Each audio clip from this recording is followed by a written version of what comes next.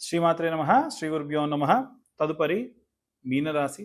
మీనరాశి వారికి సంబంధించి 2026వ సంవత్సరంలో ఎలా ఉండబోతుంది అనేటువంటి విషయాన్ని ఇప్పుడు మనం తెలుసుకుందాం. గ్రహ సంచారాల్లో భాగంగా గురు గమనాన్ని బట్టి శుక్రగ్రహ, బుధగ్రహ, సూర్యగ్రహ, కుజగ్రహ వీళ్ళంతా కూడా ఒక టీమ్గా ఫామ్ అయిపోయి లిటరల్లీ చెప్పాలనంటే గత సంవత్సరంలో మనకు 2025వ సంవత్సరంలో పంచగ్రహ చతుర్గ్రహ కూటములు జరిగినప్పుడు ఇదంతా కూడా ఒకే రకంగా అంటే సూర్యుడు కొంచెం ఫాస్ట్గా మూవ్ అవుతాడు, చంద్రుడు కూడా ఫాస్ట్గా మూవ్ అవుతాడు.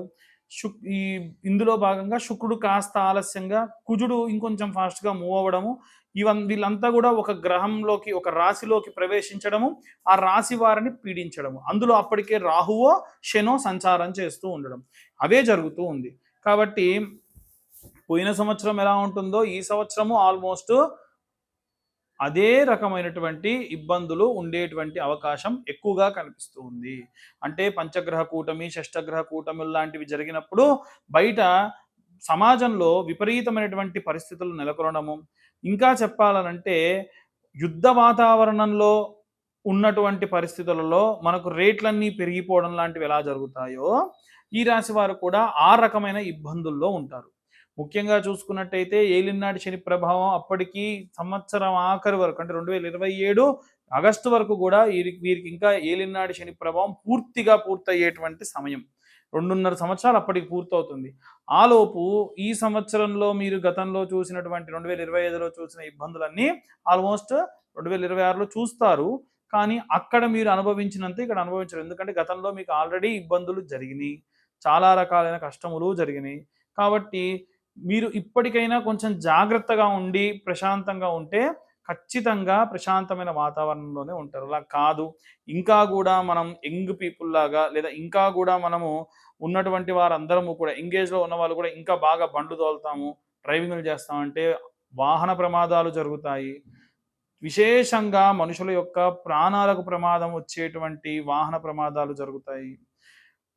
ఇంట్లో అజాగ్రత్తగా ఉండడం వల్ల ఫైర్ యాక్సిడెంట్స్ జరుగుతాయి. ఎందుకంటే అసలే పరిస్థితి బాగాలేనటువంటి వ్యక్తి విపరీతమైనటువంటి గాలి దుమారం వస్తున్నప్పుడు, బయట విపరీతమైన వరదలు వస్తున్నప్పుడు ప్రయాణం చేస్తే ఎలా ఉంటుంది పరిస్థితి? అదే పరిస్థితి వీరికి. కాబట్టి ఏం చేయాలి? నేను గత సంవత్సరం కూడా చెప్పాను. పెద్ద పెద్ద బండరాళ్ళు దొర్లుతున్నప్పుడు ఏదైనా ఒక చెట్టు లేదా ఒక కొండ పక్కనో దాచుకోవాలి. అది ఆ ప్రమాదం అంతా తొలగిన తర్వాతకి మనము ఒకవేళ ఇంకేమైనా సరే వచ్చినా మనం కాస్త వాటి నుండి బయటపడతాం.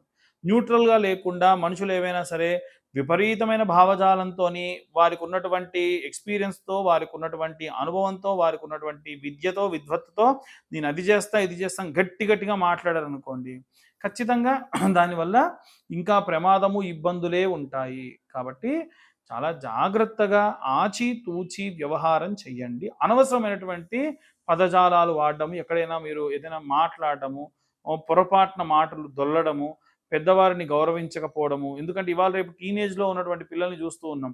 తొందరపడి ఒక మాట మాట్లాడడము, తర్వాతకు వాళ్ళకు వచ్చే అవకాశాలు కోల్పోవడము, ఇలాంటివి జరుగుతున్నాయి. భార్యాభర్తల మధ్యలో కూడా భర్త భార్యను కానీ, భార్య భర్తను కానీ ఒక మాట అనేయడం, అయ్యో ఫ్లోలో తొందరలో కోపంలో అనేసాని తర్వాత బాధపడము, ఇంట్లో ఉన్నటువంటి అత్తగారులు కోడళ్ళపై ఒక మాట అనేయడము, అదేదో కోపంలో అనేసా అనడం, ఇలాంటివి ఎన్నో సంఘటనలు మన నోటి నుంచి వెలువడినటువంటి మాట వల్ల మన పరిస్థితులు, మన యొక్క మానసిక స్థితి కూడా ఇబ్బందుల్లోకి వెళ్ళిపోతుంది. ఎట్టి పరిస్థితుల్లో ఈ యొక్క సంవత్సరం మీరు దాటితే ఆల్మోస్ట్ మీ జీవితంలో మళ్ళీ 30 సంవత్సరాల దాకా ఇబ్బందులు ఉండవు. కాబట్టి ఇన్ని పరిస్థితులు ఇప్పటి వరకు ఎదుర్కొన్నారు, ఇంకొంతకాలం ఎదుర్కోండి. ముఖ్యంగా చూసుకున్నట్టయితే మీనరాశిలో ఉన్నటువంటి వారికి కర్కాటకంలో గురుగ్రహ సంచారం లాభిస్తుంది, పంచమంలో గురువు.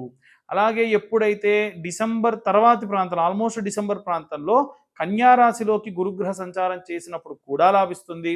12వ ఇంట 12th హౌస్లో ఖర్చుకు సంబంధించినటువంటి ఇంట కుంభంలోకి రాహుతో పాటుగా కుజుడు, సూర్యుడు, బుధుడు, అలాగే చంద్రగ్రహాలు సంచారం చేస్తూ సూర్యుడితో సహా 6 గ్రహాలు అక్కడ ఉంటే ఎలా ఉంటుంది? గత సంవత్సరం మీరు ఆల్రెడీ చూసారు, నేను కొత్తగా చెప్పేయాల్సిన అవసరం లేదు. కాకపోతే ఏంటంటే ఈసారి కొంచెం అంతా తెలివిగా ఆలోచించి ఆ పరిస్థితులన్నిటి నుండి కూడా మీరు బయటపడతారు. చాలా మౌలికమైనటువంటి పనులు చేయండి. అవసరమైనటువంటి వారి దగ్గరికే వెళ్ళండి. అనవసరమైనటువంటి దూర ప్రాంత ప్రయాణాలు పెట్టుకోకండి. ఆరోగ్యాన్ని జాగ్రత్తగా చూసుకోండి. నేను ఈ వయస్సు, ఆ వయస్సు అని చెప్పట్లేదు. ప్రతి ఏజ్ సెక్టార్‌లో ఉన్న వాళ్ళకి చెబుతున్నా. స్కూల్‌కెళ్ళే పిల్లలు తప్ప. ఎందుకంటే 12 సంవత్సరాల వరకు జాతకం అనేటువంటిది వర్తించదు. 12 సంవత్సరాల తర్వాతకి ఇప్పుడు నేను చెప్పిన పరిస్థితులు 30% వర్తిస్తాయి. అది టీనేజ్ అయిపోయే పిల్లల వరకు మాత్రమే. కరెక్ట్‌గా 16, 17 సంవత్సరాల వయసు పిల్లల దగ్గర నుండి ప్రారంభించి ఆల్మోస్ట్ 75, 80 సంవత్సరాల వయస్సు వారి వరకు కూడా జాతకాన్ని మనం పూర్తిగా వాటి పరిస్థితులను మనం పూర్తిగా అవగాహనలోకి తీసుకొచ్చుకోవాలి. మనకు ఈ సంవత్సరం వచ్చేటువంటి సంకటహార చవితి గాని, అలాగే ఈ యొక్క మాస శివరాత్రి గాని, సంకటహర చవితి రోజు గణపతికి సంబంధించిన హోమాలు జరిగితే వెళ్లి పార్టిసిపేట్ చేయండి. మాస శివరాత్రి రోజు రుద్రాభిషేకం లాంటివి చేసుకోండి. నెలకొక్కసారి ఒక రుద్రాభిషేకం ఏమవుతుంది? అలాగే వీలైతే ప్రతి సంవత్సరంలో వచ్చేటువంటి నాగుల చవితి, నాగుల పంచమికి కూడా మీ వంతు మీరు ప్రయత్నాలు, పూజలు ఏదో ఒక రకంగా ప్రదక్షిణాలు చేయండి. అలాగే శని త్రయోదశి నాడు తిలాహోమం, తైలాభిషేకం ప్రతి శనివారం కూడా స్వామికి తైలాభిషేకం చేయడం, విగ్రహాలు ముట్టుకోకూడదు. ఇలాంటివి చేసేటప్పుడు ఈ దశలో ఉన్నప్పుడు ఇంకా జాగ్రత్తగా ఉండాలి. సో ఇవన్నీ కూడా జరుగుతాయి. ఓవరాల్‌గా చూసుకుంటే మీనరాశి వారు జాగ్రత్తగా ఉండి మౌలికమైన, చాలా అవసరమైన, చాలా తక్కువ మొత్తంలో పనులు చేసుకుంటే హ్యాపీ.